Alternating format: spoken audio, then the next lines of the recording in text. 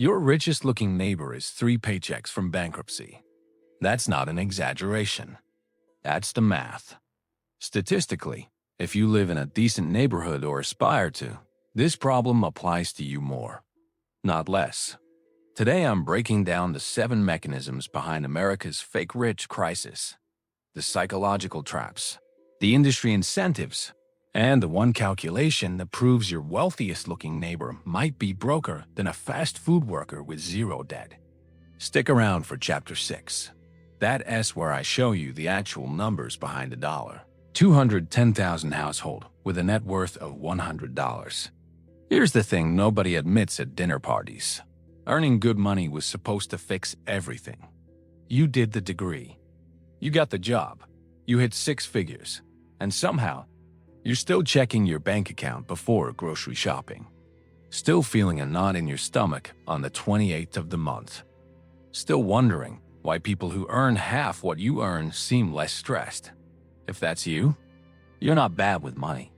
You re-caught in a system designed to capture every dollar you earn and make you feel like you need to spend even more to prove you've made it. The algorithm knows your raise hit before you do. The lender raises your limit the same week. The upgrade button appears at the exact moment you feel like you've earned it. This isn't advice. This is the math they don't teach. Let me show you how the trap works, piece by piece. And it starts with a term Wall Street invented, but hopes you never learn. Chapter 1. The Henry Phenomenon. In finance, there's an acronym most people have never heard. Henry, high earner. Not rich yet. It describes households making $100,000 to $250,000. Year top 10 to 15% of income who have almost nothing saved. Bank of America data shows the average Henry has less than 1 month of expenses in liquid savings. Read that again. A household making $175,000 a year 3 times the national median, with less cash on hand than a part-time barista with a $2,000 emergency fund. Here's the part nobody tells you. The not rich yet part of Henry? It's a lie most of them tell themselves.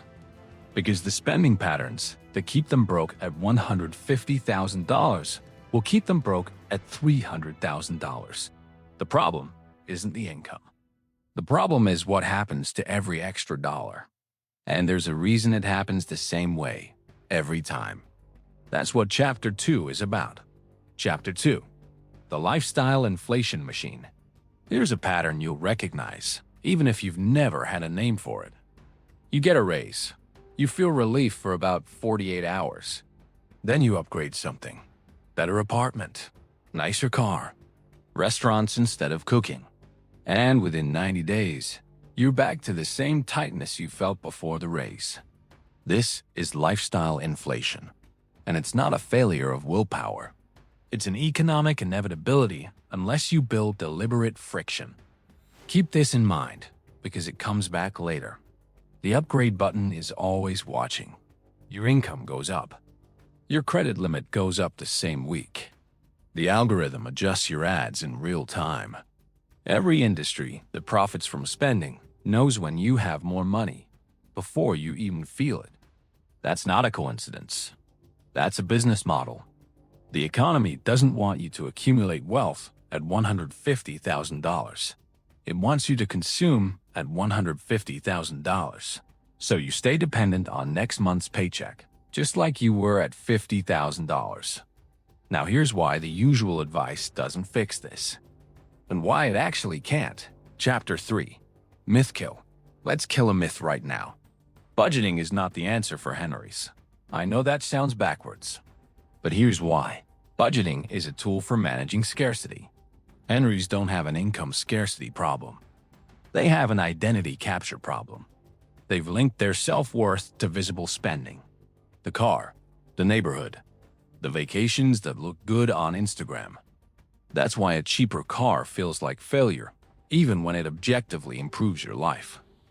Telling someone in identity capture to budget better is like telling someone with a broken leg to walk it off.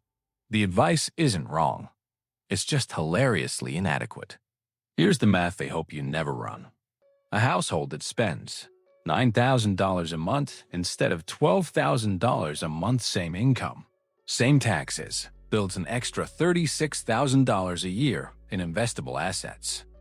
Over 10 years at 7% average returns, that's nearly $500,000 in net worth difference. But that requires breaking the identity loop first, and nobody's teaching that part.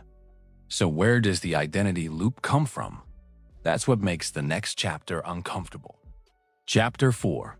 The Status Arms Race. Here's where it gets dark.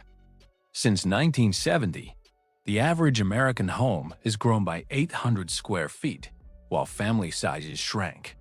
Average car loans have tripled. Loan terms stretched from 4 years to nearly 7. This isn't because people need bigger houses and fancier cars. It's because visible consumption is how Americans signal status now. And status is a treadmill. Pause for a second. How many purchases in the last year did you make at least partially because of how it would look to other people? Be honest with yourself. The house, the car, the watch, the vacation. I'll wait. Here's the brutal truth. Every dollar spent on status is a dollar borrowed from your future freedom. And the person you're trying to impress? They're too busy worrying about their own debt to notice your new kitchen. The upgrade button doesn't care about your net worth. It only cares that you clicked. But here's the twist. This status pressure now has a partner, and it's psychological. That's Chapter 5. What if giving up is the most expensive thing you can do? Chapter 5. The Doom Spending Spiral. Now we get to the psychological trapdoor. It's called doom spending, and it's spreading fast. A 2024 Intuit survey found that nearly 4 in 10 young Americans admit to spending money specifically because they feel hopeless about the future anyway. The logic goes like this. I'll never afford a house. I'll never retire. So why bother saving? I might as well enjoy something now. And look, I get it. I'm not going to stand here and pretend the housing market isn't broken or the retirement isn't terrifying.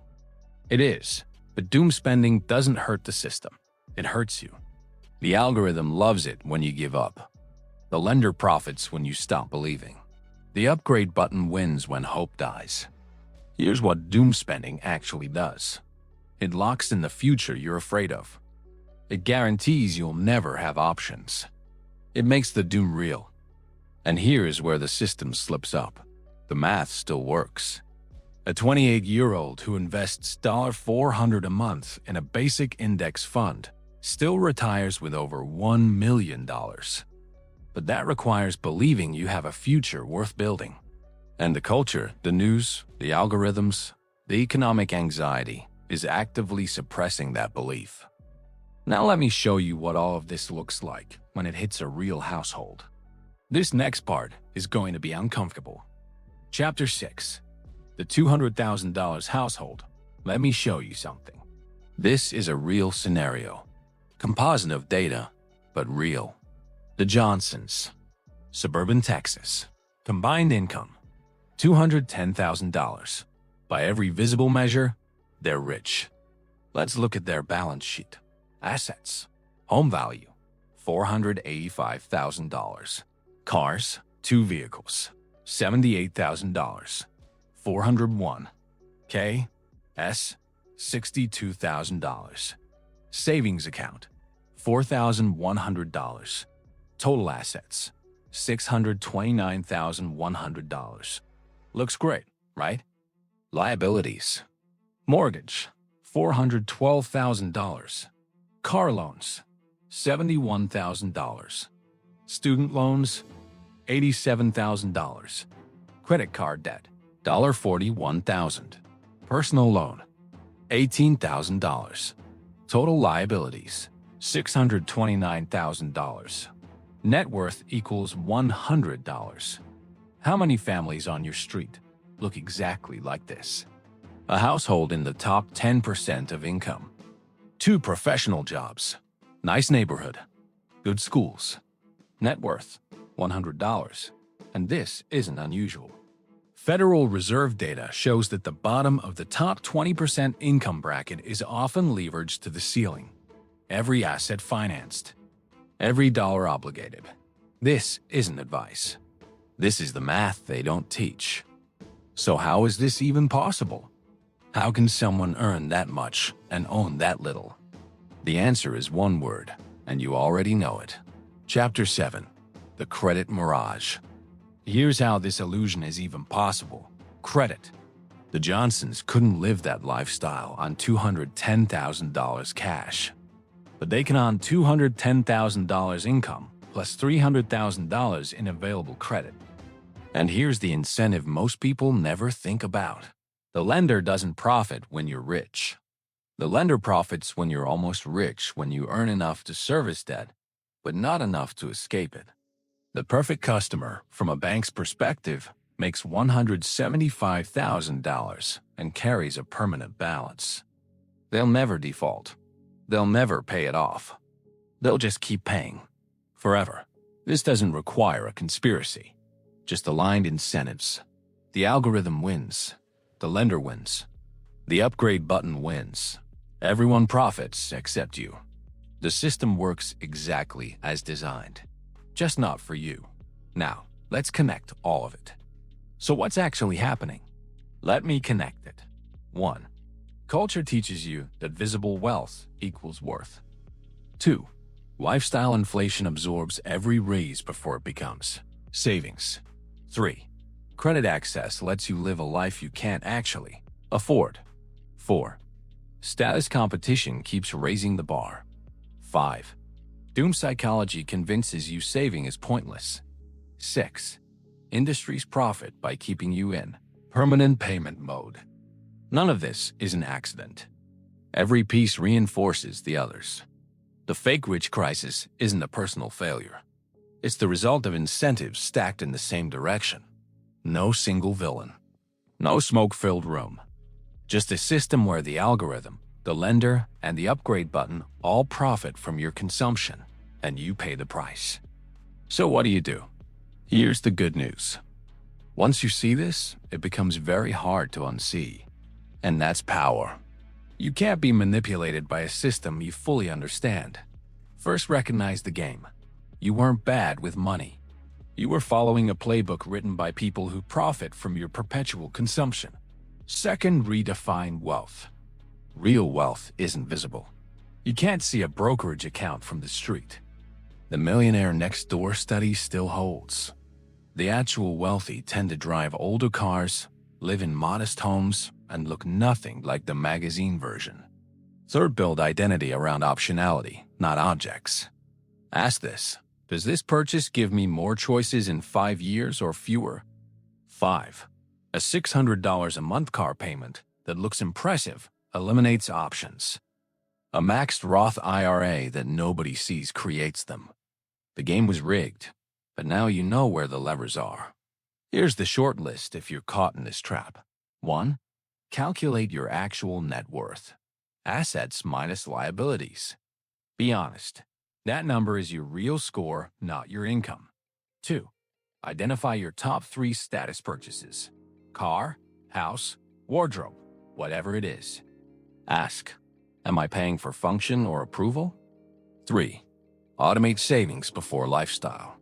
When you get a raise, increase your 401k contribution the same week.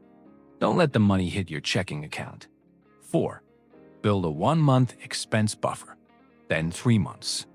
This is freedom money, not retirement money. It changes your psychology. Curate your inputs. Unfollow accounts that make you feel poor. The algorithm feeds you aspiration to drive consumption. None of this is complicated, but it requires rejecting a cultural script that's being reinforced 1,000 times a day. That's the fake rich crisis. It's not coming. It's already here. And it's invisible because the people trapped in it look like the winners. Drop a comment. Is your net worth higher, lower, or about equal to your annual income? And why do you think that is? I'll be reading every response. And if you want to go deeper, the next video is one the algorithm might not push: the minimum payment trap. how credit cards are designed to keep you paying forever. I'll show you the exact math that banks run and why paying double the minimum still keeps you in debt for a decade. Subscribe so you don't miss it.